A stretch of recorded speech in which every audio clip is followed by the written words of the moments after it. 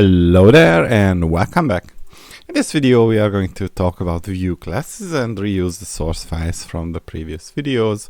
So basically what we did so far, if we open up the template jinja2 vue.py, you will see that we decorated the function with the Vue config. And what we can do is to decorate a class, so Vue config, and we can say that the route name is classes, or let's call it my class. And here we can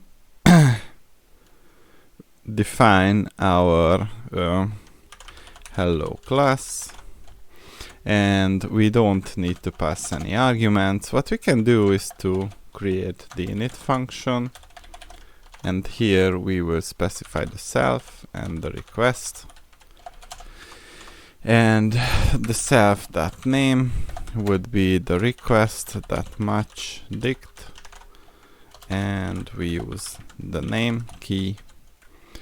And basically what we could do is to define or decorate class functions with the Vue config, so Vue config, and we say that the renderer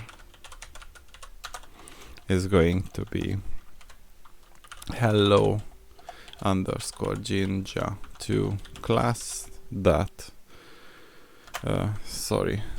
hello dot jinja2, and we would say that the hello Vue is this function, and it takes the self as argument, and we return a dictionary which is empty, but basically we could say that this is just simply Vue. Alright, now we need to use the my class route name, so static assets, and we could add the Vue config route my class, and we would say that class based,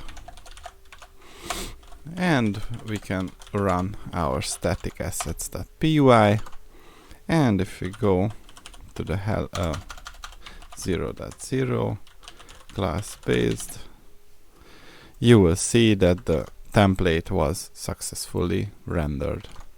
So this is how you can use classes in your views with the help of Pyramid. See you in the next video.